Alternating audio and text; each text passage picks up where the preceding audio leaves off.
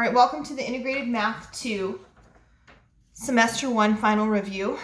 Let's start with question 1. It says, in a recent survey, 145 Sultana students were asked if they use Instagram, Snapchat, or neither or both. The results are shown below. So they give us a Venn diagram. So I'm going to redraw that Venn diagram. So in the Venn diagram, we have Instagram and Snapchat. The first thing I would say for students to do is to put a box around what they've given you. All right, we need to understand what each of these things represent.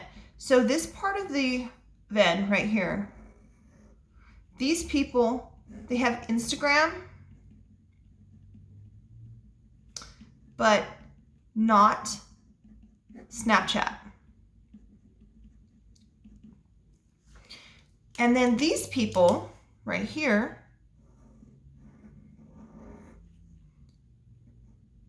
they have Snapchat, but not Instagram. And these people in the middle, they have both Instagram and Snapchat. And then on the outside, these people, they have neither Instagram or Snapchat. Okay. All right, so now that we know what everything represents in the Venn diagram, we have 29 people who have only Instagram but not Snapchat. We have 72 people who have both Instagram and Snapchat.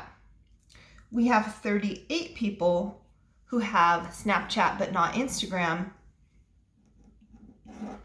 And then we have to see if there's anyone on the outside. And so to do that, what we're going to do is we're going to take the 145 people and we're going to subtract off all of these people. So when I add these up, 29 plus 72 plus 38, you get 139. So I'm going to subtract off the 139. That leaves me with 6.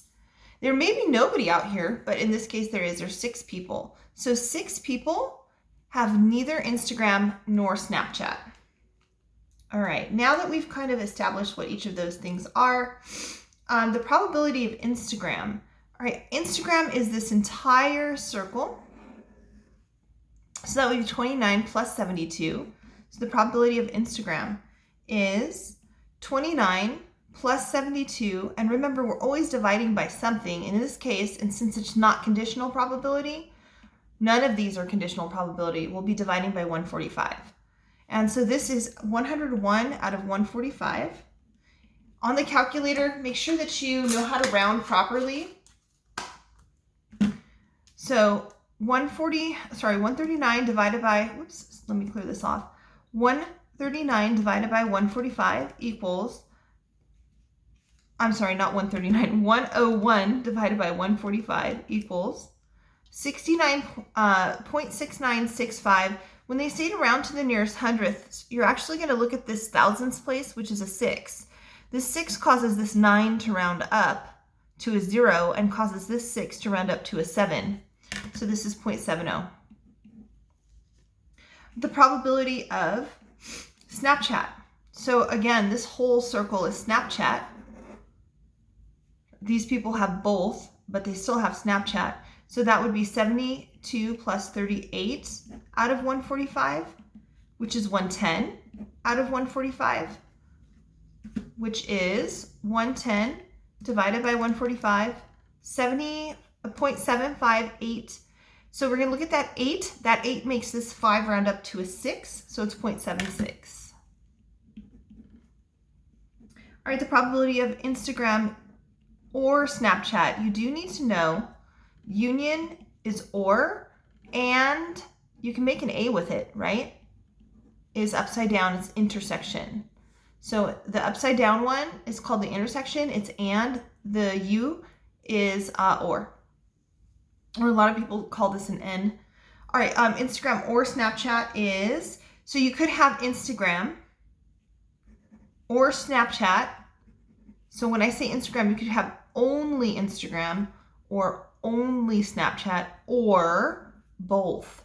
So that would be 29 plus 72 plus 38 out of 145, which we already added up. That's 139 out of 145. So 139 out of 145, I actually did that on accident just a minute ago.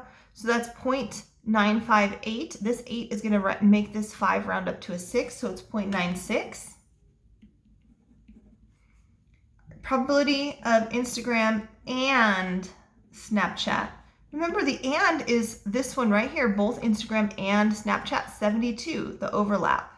So 72 out of 145, which is,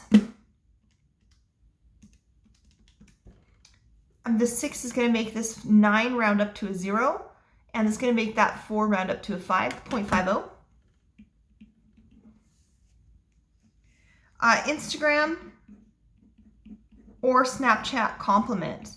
And so this means not Instagram or Snapchat. So people that don't have Instagram or Snapchat, neither Instagram or Snapchat is 6. So 6 out of 145, which is 0.04. The 1 will make the 4 stay a 4, so 0.04. And then last would be Snapchat complement. So they do not have Snapchat, which is not these people. So it'd be these people, 29, and these people, 6. 29 plus 6 out of 145, which is 35 out of 145.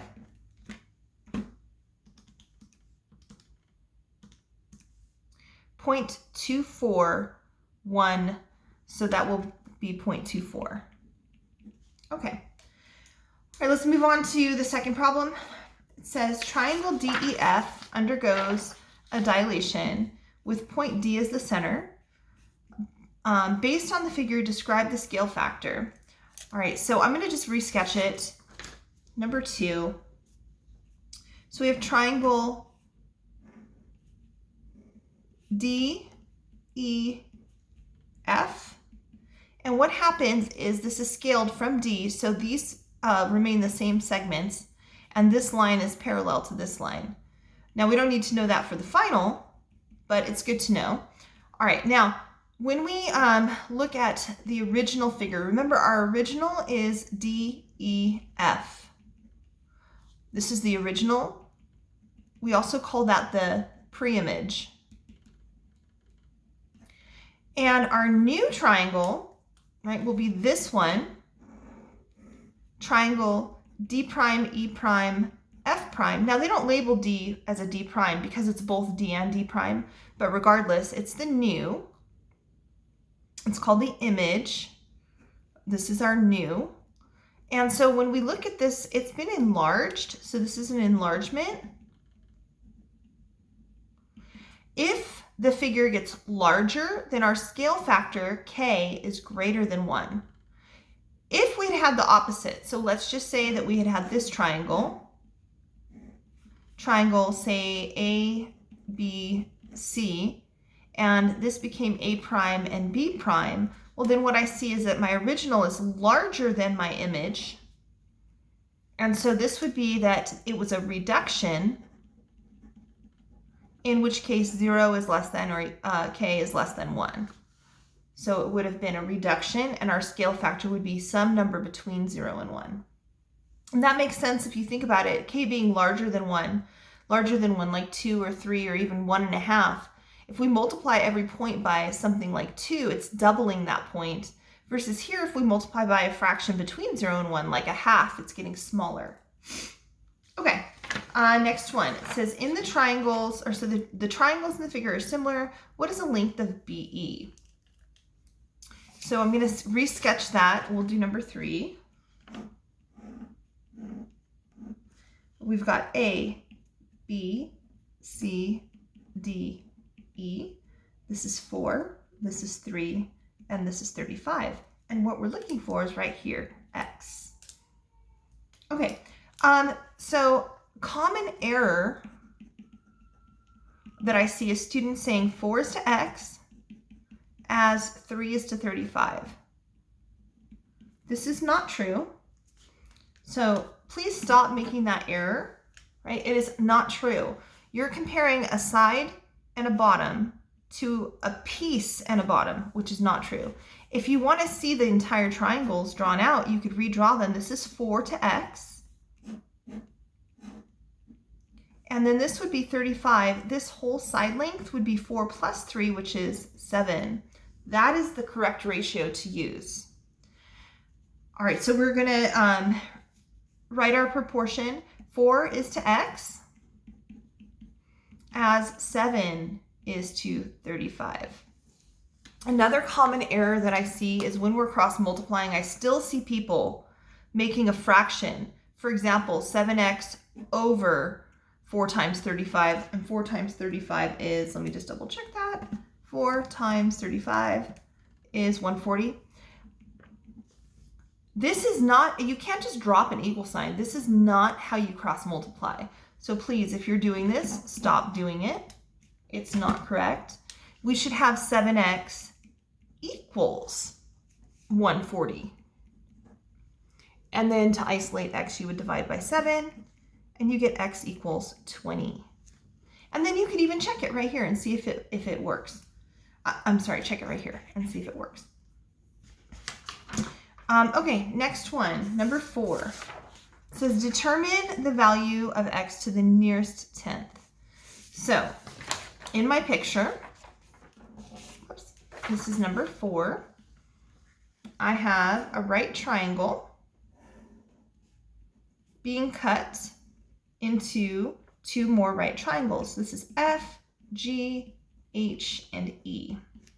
All right, and then on this side I have 20, and right here I have 11, and right here I have X.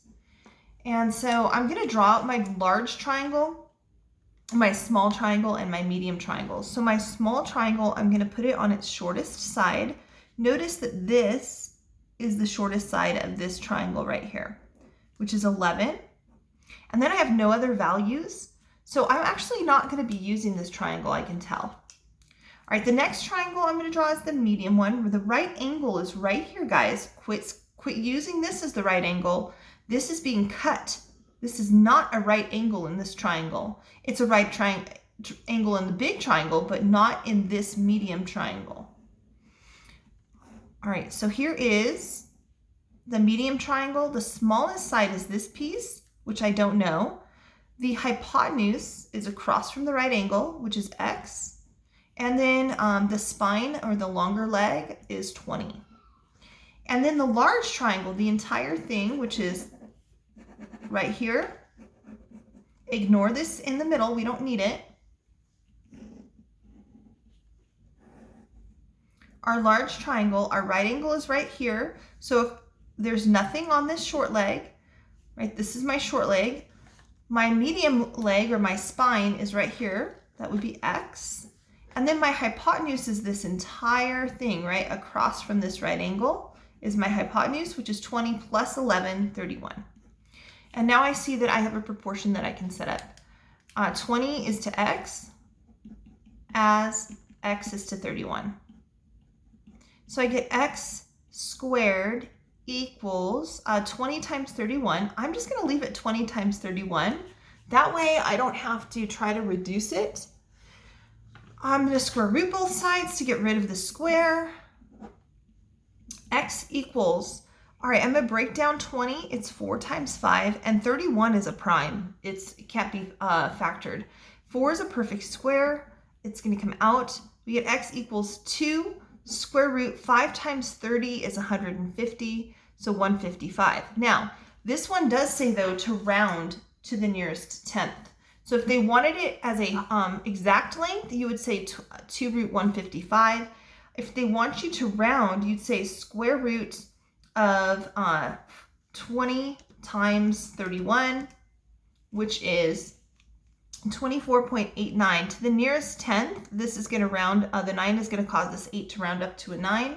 So x equals 24.9. Okay. Again, on the calculator, on my calculators, just so you know, you do have to enter 20 times 31, which is, what's 20 times 31 is 620. So on my calculator, you hit 620 and then square root. Okay? All right. Number 5. A student wants to determine the height of a tree. She knows that her 5 foot tall teacher casts a 9 foot long shadow at the same time that a tree has a 35 foot shadow. How tall is the tree? So these are similar triangles. So we have a 5 foot tall teacher casting a 9 foot shadow, and the angle of elevation is the same. So 5 to 9. And then the tree, which we don't know the height of, casts a 35 foot long shadow. And this is what we're looking for, the height of the tree. All right, so here's my little tree. We're looking for its height. So 5 is to 9 as x is to 35. 5 is to 9 as x is to 35. I get 9x equals 5 times 35 is 175. And then it says how tall is the tree? It doesn't say if it wants it to the nearest whole number or to the nearest tenth. So if it was to the nearest whole number versus the nearest tenths, let's see what we get. So 175 divided by 9 is 19.4 repeating. So this is x equals 19.4 repeating. So if to the nearest whole number, we would round this to 19. To the nearest tenths place, this would round down to 19.4. Okay. Number 6, write an equivalent fraction to this value, which is 7 to the 3/5 power. So the rule, if you want to just memorize the rule, remember you won't have a note card, so you would have to memorize it, is a to the m over n equals the nth root of a to the m. But instead of memorizing, guys, this is what my goal has been for you all year long. Stop trying to memorize things or just remember how to do a specific problem. Instead of that, you want to think about why this is true. If this were a 1, n, so m to the over 1, well, m over 1 would just be a to the m. So m is an exponent. N must be the nth root, right? Okay. And so using this definition, this would be the 5th root, right? Bottom goes inside the little hook, and then 7 to the 3rd power. All right. Next question. What is the simplified form of this expression? So I'm going to copy it down and do it on a separate sheet of paper. Let's do it over here. Number 7. 8 a to the 3rd c to the 2nd times 4a squared b c to the 5th all squared. Now, if you remember all of the rules, like for example, the power rule says that you multiply when you raise a power to a power. And the other rules say things like you have to distribute or multiply each of these exponents by 2, not just one of them. If you remember all of those rules, that's phenomenal. But most of you are having a hard time with it still. So I'm going to write this out the long way. This is 8, a to the 3rd, c to the 2nd, times, okay, this says to square this entire thing. So that means I have 2 of these. So I have 4a squared b c to the 5th times 4a squared b c to the 5th. So rather than memorizing rules, think about why things are true. Squaring means I have 2 of these, which means I have 4 times 4 times 8. 4 times 4 times 8. So that would be 16 times 8, which is 128. I have a to the third, c to the second, I have a squared, b, c to the fifth, and then I've already multiplied my 4, remember, a squared, b, and then another c to the fifth. I'll write that below. And this is the long way to do the problem, but a lot of you keep messing up exponent rules, so that's why I'm doing it this way. All right, 128, I have a to the 1, 2, 3, 4, 5, 6, 7, a to the 7th. I have b to the 1, 2, b to the second, c to the 1, 2, 3, 4, 5, 6, 7, 8, 9, 10, 11, 12, c to the 12th. Now, do you see how easy that was compared to trying to memorize rules? I know it takes time. But if you would do it a few times the long way, then you wouldn't need to memorize rules. Because soon you see, oh, wait a minute. I had a to the second and a to the second. That's a to the 2 times 2, which is 4. And then I had an a to the third and an a to the fourth. I add those and get a to the 7th. I have b to the first to the second power. That's b to the second. And then I had c to the 5th, but I had 2 of them. So that would be c to the 10th. And then I have 2 more, which is 12. All right, next question, number 8. Number 8 says, what is the simplified form of this expression? Now, this is one where if you understand why these exponents are negative, you understand why they need to move into the denominator or into the numerator. So I'm going to show you why that's true, and then we'll start this problem. So number 8, let's just talk about negative exponents.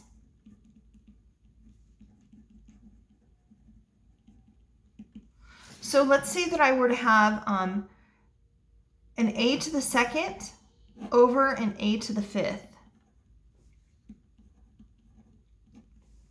So again, a to the second over a to the 5th. There is a rule about subtracting exponents. If I subtract 5 from 2, I get a to the negative 3. If I just expand it out though, do you see that a to the negative 3 is the same thing as 1 over a to the third? And so that means that whenever you have a negative exponent, a to the negative n is 1 over a to the n. And in the same way, if you were to have 1 over a to the negative n, well then when you when you added, you got a negative, and so you would need to move these back up to the numerator, a to the n. And so if you want to memorize these rules, you can.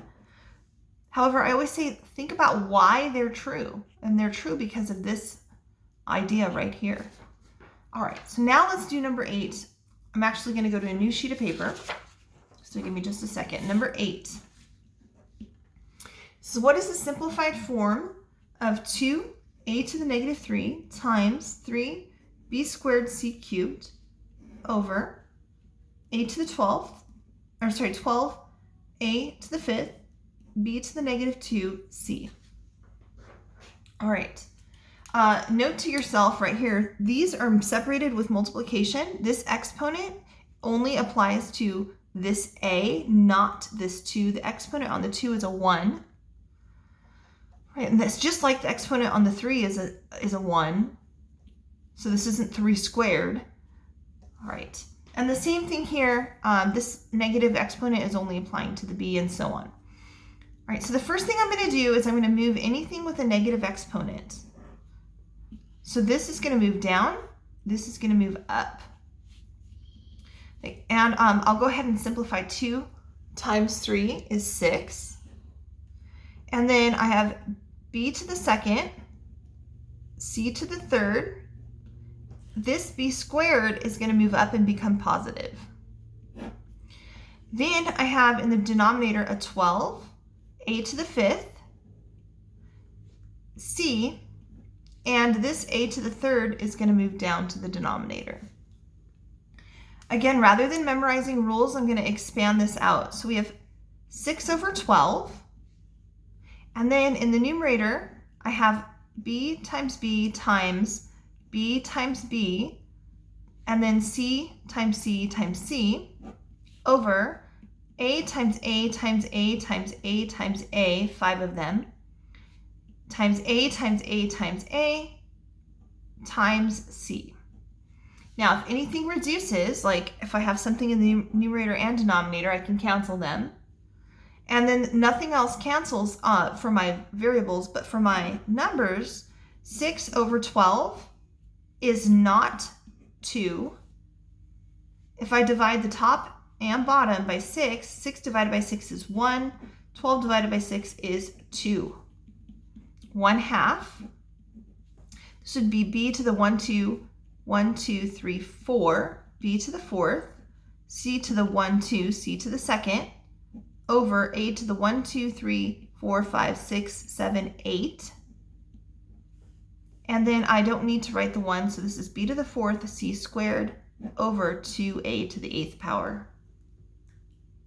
All right, so next one.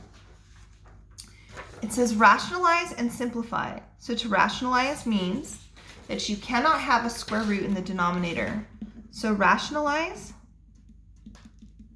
means to get rid of the square root in denominator. You're not allowed to have a square root in the denominator of a fraction. Right now we have the square root of 5 over the square root of 6. So to rationalize this denominator, I need to multiply by something that will make the bottom a perfect square. A perfect square like 4, 9, 16. Well, 6 won't go into any of those, but 6 will go into 36. So I'm just thinking, what would I need to multiply to get 36, which is, it's always this, guys, whatever is in the square root. So you're going to multiply the top and bottom by square root 6. Again, whatever is in the square root in the denominator, just multiply both the top and bottom by that. So this becomes square root 30 over square root 36, which is square root 30 over the square root of 36 is 6. Done. Remember, you can't divide into a radical from outside of a radical. All right, I'm going to stop right here. We'll do the second side on this next video. I hope that you come back and tune in for the second one.